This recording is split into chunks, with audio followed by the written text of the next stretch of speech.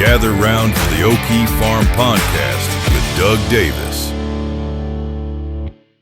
All right, Miss Christy Parry in the hot seat. In the hot seat. All right. Well, when I mentioned, first of all, you're a loyal listener to the podcast, Yeah, to the podcasts, which is awesome. And when we were together the other night, I think I mentioned, I kind of sheepishly said, would you be interested in doing it? You're like, you gave me the enthusiastic yes, and it had kind of come on the heels of you had sent Curtis and me an email, having been, and if folks can hear it, we've got the rain just pouring right now, so don't mind that. But I think you had been moved by one of the podcasts that we did, and we were struggling with like this idea, like what is the farm? Mm-hmm. And so one of the other promptings were you had sent the most beautiful email about what the farm was to you, and I was thinking, I've got to get her on the podcast. So thank you. So I guess that was probably way too long of an introduction from my perspective, but I'd love to hear a little bit about, you, where you came from, what brought you to the farm. And then we can get into what the stuff that the farm is, but just tell us about you. Okay. Yeah, I was living in Philadelphia the last 25 years, and I was thinking I was ready for a move. I didn't really know what it would be, but I knew I wanted more nature and more warm weather, and I was kind of between living places. And so a friend of mine who you met a year ago, Angela, she had sent me an email saying, hey, do you want to visit this farm? And I was hoping we could find my original answer, because it might have said yes, and I'm moving there. or it might have been a few weeks later. I don't know. So to be clear, you had not heard of the farm at Okefenokee.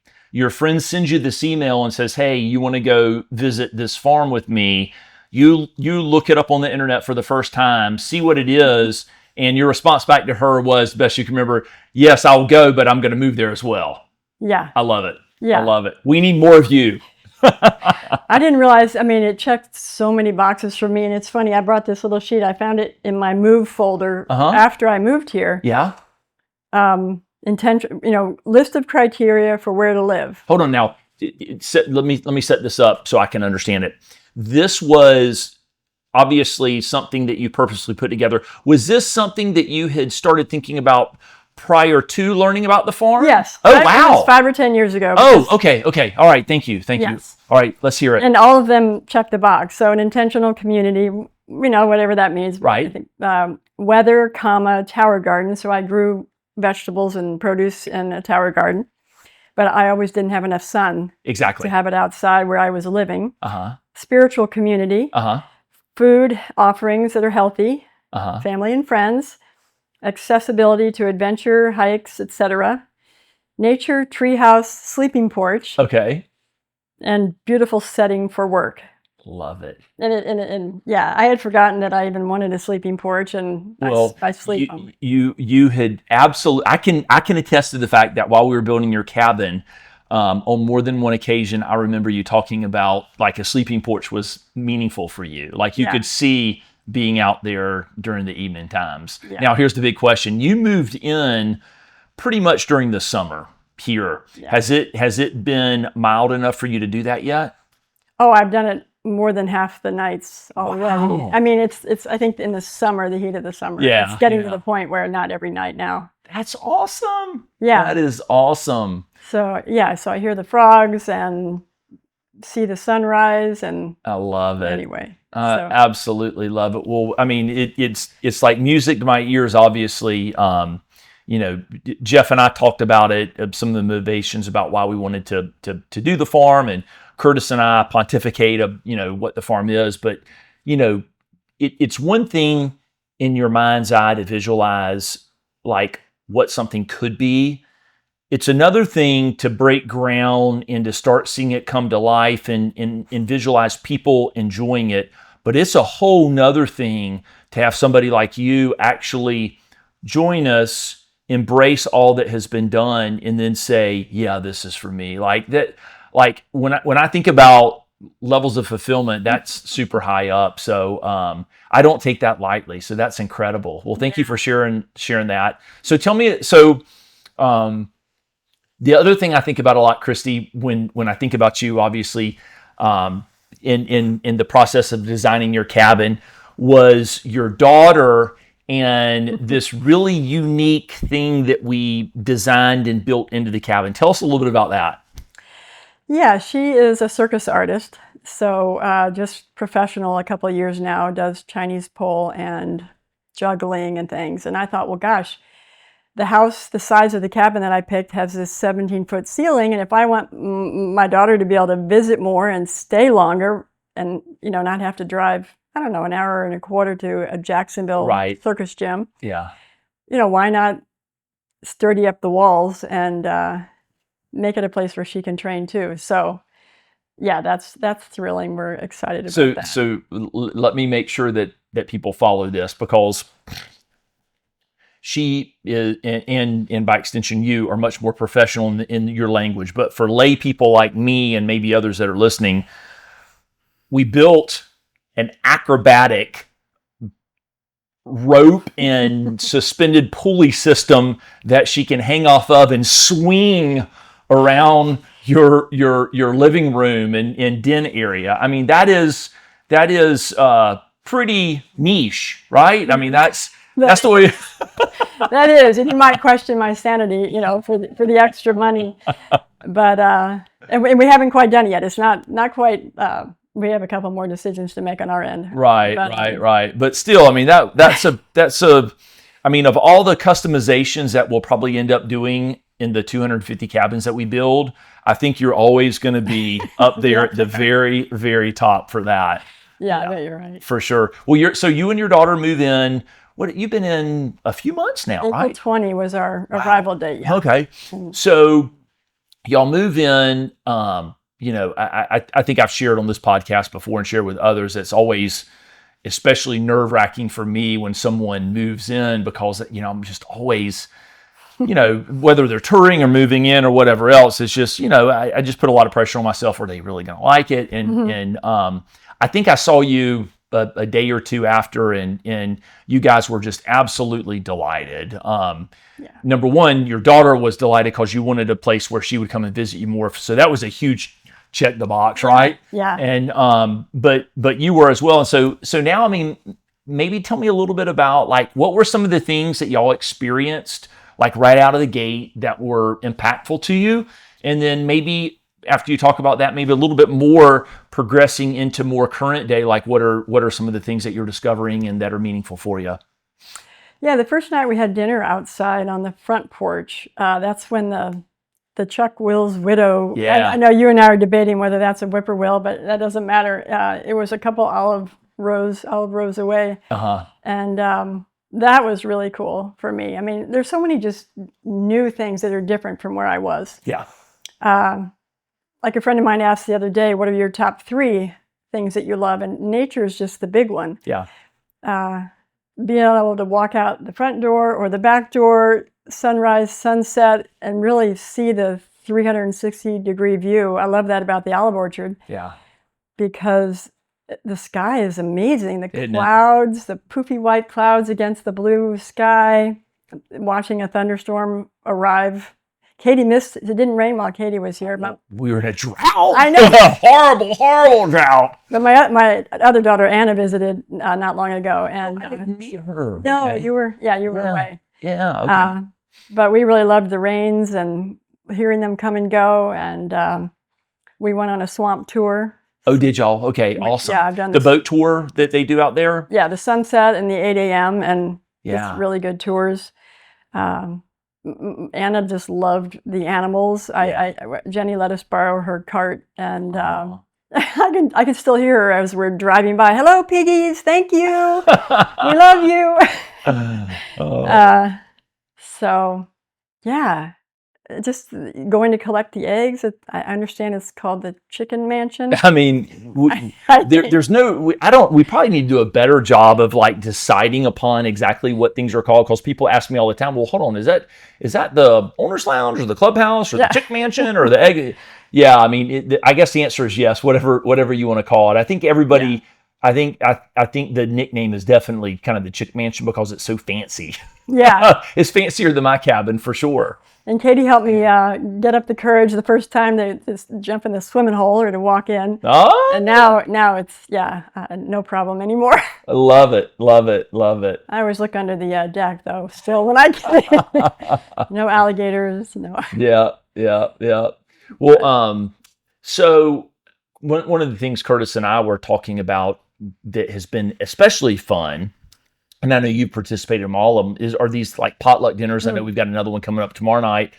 When you first moved in, we certainly had Curtis and Jenny. We had a number of people that were part-time in the first phase, but you were really kind of the second full-timer. Mm-hmm. And since that time, we've had several more families come in. Talk to me about even just the progression of maybe like what it's like from a community standpoint here. And again, I'm asking you these questions, not, I could see how maybe some people would hear this as like soliciting sales or anything. And I'm not asking this from like to convince other people. I'm just genuinely interested in like, what's your experience in these things? Because you will always go down probably as really kind of the second full timer.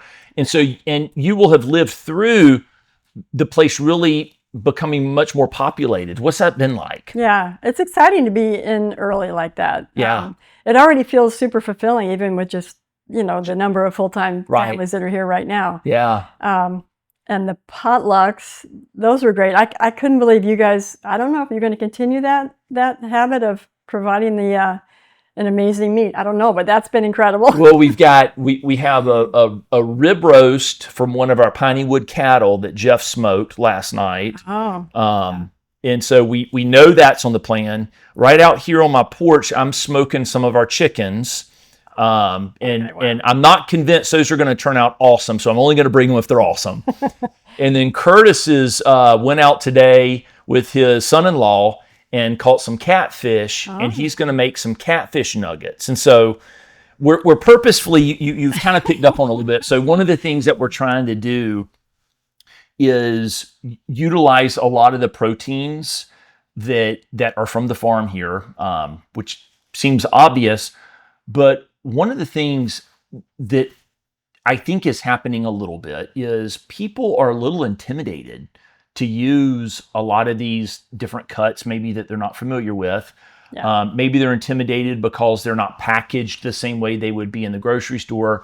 And so one of the things that we've been trying to use these potlucks as is an opportunity to let people sample like the different proteins and stuff from the farm so that they can be like, man, this is compelling how good it tastes, number one. Yeah. I mean, how good was the ham that Jeff smoked? Yes. And you could do the same thing, but not everyone thinks in terms of buying an entire ham or whatever else. And so while we're still working through the way that we apportion the meat cuts, the most important thing is that we want to get like people used to eating these proteins so that, as a silly example with the catfish, like, have you gone fishing yet? No, I'm waiting for that lesson. Boom. So up. for those people, kind of listening in, obviously this will have already passed by, but tomorrow at tomorrow's potluck, we're going to have a local guy who is with the refuge for 30 years or so.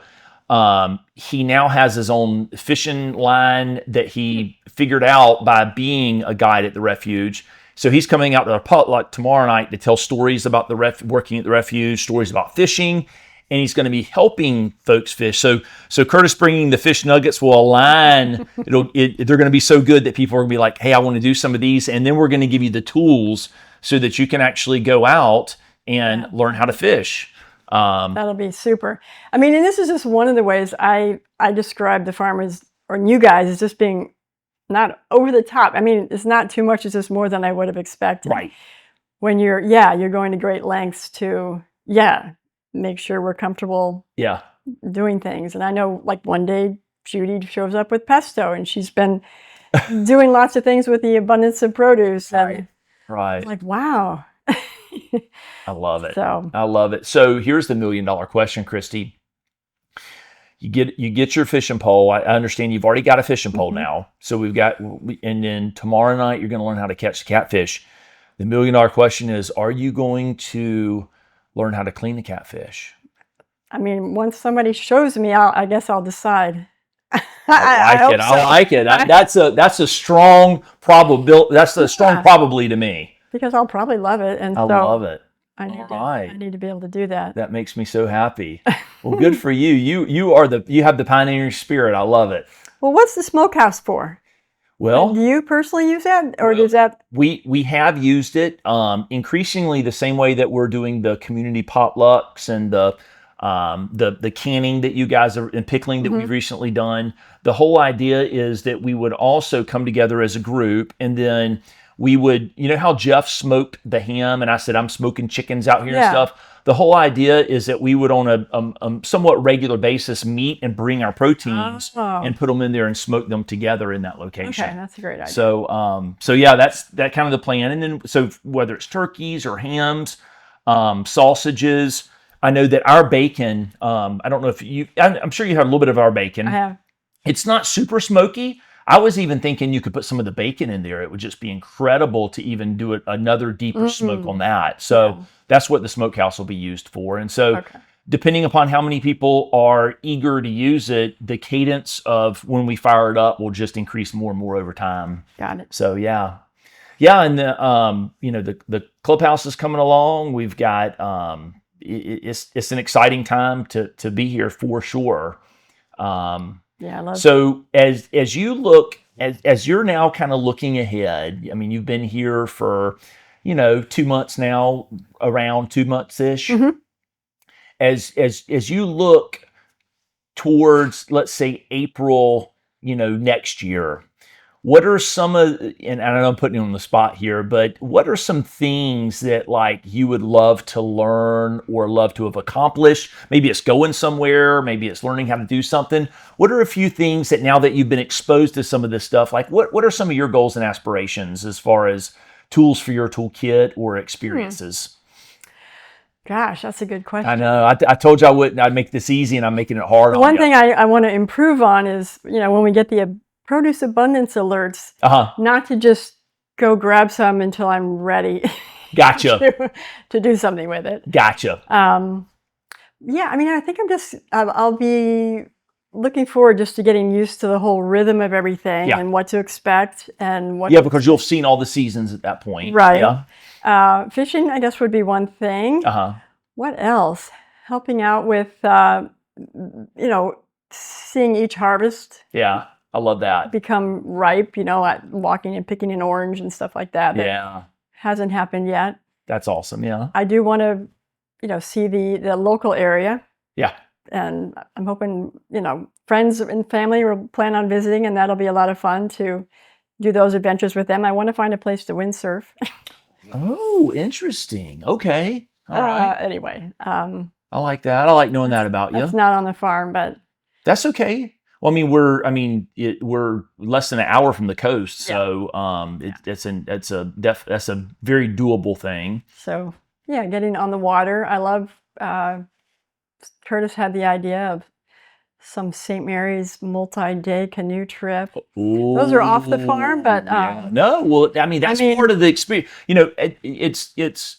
I'm glad you mentioned that because part of the. I think part of the beauty about being at the farm at Okefenokee is certainly the things that you and I've talked about, but even so, it's the access to the natural beauty and adventure that's at our doorsteps. You talked a little bit about the boat exploration on the Okefenokee. You can be the Okefenokee in a few minutes. Yeah. The St. Mary's River is as close to us as the Okefenokee is, and you can go down to Trader's Hill and be there less than 10 minutes to put a canoe or a boat in, and so I think that's every bit a strong part about who we are and so forth. So, and will I have to buy a kayak? Those kind of things. Yeah, yeah, or a canoe. Or a canoe. I'm a canoe guy. I really like a canoe, but I like to fish. So, okay. Last question for you. Now, Christy, you're going to have to dig deep for this. I'm really putting you on the spot. We could even edit this out if it's that bad, but I have faith in you. This is a toughie. so much of what we do is like you had mentioned, Curtis, a couple of times with the idea of the offsite trip. Over the next year, what is something that you could do, is whether it's putting together an activity for the community here or teaching a skill? Is there anything that pops in your mind? You're like, I want to lead that, or I want to do that. I know you participate heavily in the yoga and like you're super into it, but what is one thing that you're like, I think even though maybe I don't know that much about this, I want to figure this out, and I want us to do this together as a group. I mean, one thing that came to mind was leading a hike, but that's pretty simple. Well, not necessarily. Not necessarily. I think, we haven't done that yet. So, figuring out a place to do it and then leading a group would be an awesome activity. Sort of learning some of the botanicals and the birds and things like that. Come on, you already know about birds. So, kind of a walk, a hike / learning walk. Yeah, that would be incredible. Some kind of an outing. I also have a unicycle. I can teach people that. Well, it's just your daughter's a circus artist. That's not surprising. Actually, I took a circus class in college because I was already an athlete, and my 1-hour gym course was circus skills. So that I learned that. That's hilarious. Well, I actually can ride a unicycle. You can? I can. That's awesome. When I was growing up, my cousin had one, and so we used to ride it all the time. No. Well, I love the hiking idea. So let's focus in on finding us a cool place, and then we'll put that on our calendar. Boom, we'll do it. Maybe start off kind of easy. Maybe do something at the refuge. There's so many trails there. Figure out the birds and the plants and stuff like that, and do that. And then maybe we grab, gradually kind of, go to something harder and harder. Yeah. Awesome. Well, what was something? I told you that was going to be the hardest question. I don't think this is going to be a hard one. Is there anything that you were expecting that I would ask, or even better? I'm going to give you 2 ways. Something you hoped I wouldn't ask. Is there either one of those things that come to mind? One I thought you might ask, because it was in that email I sent, was the spiritual nature of the place. But I would love, Would you be willing to share that with us? Yeah, and one aspect of that, I thought it would be a spiritual move, was because I just would be at a slower pace. Gotcha. And, I would have more time to contemplate or meditate or things like that. And has that happened? Have you found that you've been able to do that? Yeah, that has happened. But I think the other part of that is, I really think our true nature is nature. I feel like everything is, Wayne Dyer calls it divine organizing intelligence, the universe, God, whatever. And that we really are unseparate from all that. So I feel like being plunked down in the middle of nature like this, you just come into alignment with that more easily, and you can, I'm kind of on the spiritual growth path. And so it helps in that respect. I love it. I love it. And it's my understanding, as Gandhi said, be the change you seek. If you can somehow help yourself be more at peace and unconditionally loving, that we can also help the world. So I love it. I think you're helping the world here by providing this. Yeah. Well, I think that what really resonates with me when you say that is the love. I feel, I feel it with the people that come to the farm, the connection and the love, the excitement, not just, certainly about what's going on here, but even transcending that, just the emotional side of what it is that we get to experience one together. So, and you set that up so well. You kind of initiate and set the tone on all that, I think. Yeah, which is really cool. You're much too generous, but I will say thank you. I think that's a strong way to end. Was there anything else that you'd want people to know before we do our one-word close? I don't think so. All right, last question for you. Having watched these, you know about the one word close. Mm-hmm. Did you pick yours ahead of time, or were you wanting to do it real time? I did think about it ahead of time. Okay. And at first I was like, I want an adjective, but extraordinary, it just sums up what I think about everything here. All right, extraordinary, and you're out. And I'm out. I'm going to say humbled. This has been, you have been so generous talking about the farm and your experiences here, and to get to listen to someone be so open about what they're looking for, and about what the farm has meant to them is just incredibly humbling to me. So my word is humbled, and I'm out. Thank you so much. Thank you. All right.